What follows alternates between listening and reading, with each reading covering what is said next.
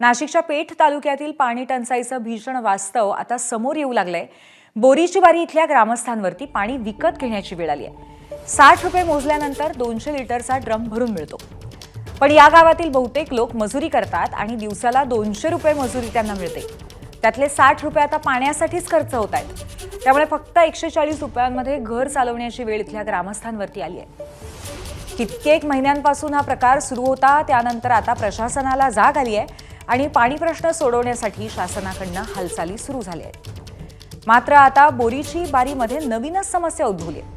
इथल्या महिलांना पाण्यासाठी पायपीट करावी लागते, त्यामुळे गावातल्या मुलांची लग्न होत नाहीत असं वास्तव समोर येत आहे। लग्न जमवताना मुलींच्या घरचे पाणी प्रश्नाबद्दल विचारतात आणि इथली परिस्थिती कळताच लग्नाला नकार देतात। त्यामुळे गावातील कित्येक मुलांची लग्न रखडल्याचं इथल्या महिलांनी सांगितलंय।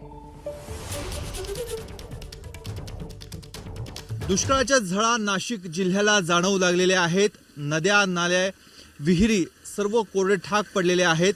गावामध्ये पाण्याची व्यवस्था नाही, त्यामुळे टँकरच्या माध्यमातून विकत पाणी घ्यावं लागतंय। हे असे जे ड्रम आहेत, 200 लिटरचा एक ड्रम आहे आणि एका ड्रमसाठी साधारणतः 60 रुपये इथल्या ग्रामस्थांना मोजावे लागत आहेत। आणि सध्या पैसा येणार कुठून, तर हे जे ग्रामस्थ आहेत मोलमजुरी करण्यासाठी कुठेतरी जातात आणि जो दिवस अखेर त्यांना पैसा मिळतो त्यातले 60 रुपये देऊन ते आपलं पाण्याची आपली तहान ही भागवतात। ताई, काय सांगाल, काय परिस्थिती आहे, कधीपासूनची अशी तुम्हाला पाणी विकत घ्यावं लागतं? 2 महिन्यापासून विकत पाणी घ्यावं लागतं। जनावरांसाठी, आंघोळीसाठी पाणीच नाही इथं हे गावात। पिण्याला कुठलं पाणी वापरता? बोरचं हेच पाणी। हा, रोज मंजुरी नाही भेटत। कधी कधी भेटते, कधी कधी भेटतच नाही। मग त्याच्यामुळे कधी कधी पाणी असं अडचण करून एक दिवस आंघोळ करायची, एक दिवस करायची पण नाही। मग असं करायचं मग। पण हे पाणी किती वेळ पुरतं? हे एकच दिवस पुरत आम्हाला फक्त। जनावरांना पण आम्ही तेच पाणी पाजतो, आम्ही पण तेच, आंघोळीसाठी पण तेच, सगळ्यासाठी। मग त्याच्यामुळे आम्हाला ना ते पाणी पुरतच नाही। सरकारकडनं तुम्हाला टँकर नाही मिळत आहे? नाही भेटलंच नाही आम्हाला, आम्ही विकतच घेतो पाणी। त्यामुळे शासनाकडे टँकर मंजूर करावी यासाठी मागणी होते, मात्र टँकर मंजूर होत नाही आणि अशा पद्धतीने आदिवासी पाड्यावरच्या गोरगरीब जनतेला पाणी विकत घ्यावं लागतंय। कॅमेरामॅन किरण कटारेसह मुकुल कुलकर्णी, बोरीची बारी, पेठ तालुका।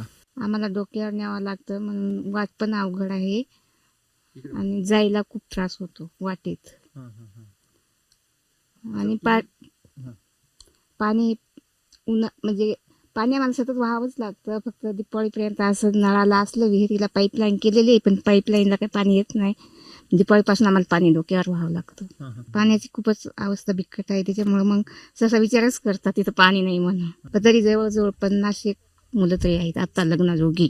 काही आम्ही सोयरी काय गेलो पाहिलं तर मग आम्हाला सोयरी काय सांगतो, तुमच्या गावाला काय पाणी आहे का, असं आहे का, तसं आहे का, अशीच सांगते ना, विचारत आहे। पाण्यामुळे बा तुमच्या गावाला पाणी नाही, मग का सोयरी का मिळून जाते ना, देतच नाही।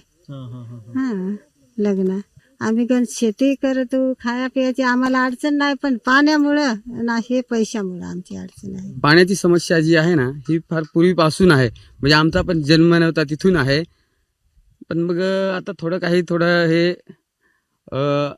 हा थोडा विषय याच्यावर आल्यावर मग BDO साहेब आले होते, तहसीलदार साहेब, विस्तार अधिकारी, ग्रामसेवक। आता पाण्याची सोय आता ग्रामपंचायत मार्फत टँकर लावलेत आणि प्रत्येक घराला 200 लिटर म्हणजे एक टिपडं पाणी द्यायचं। ABP माझा, उघडा डोळे बघा नीट।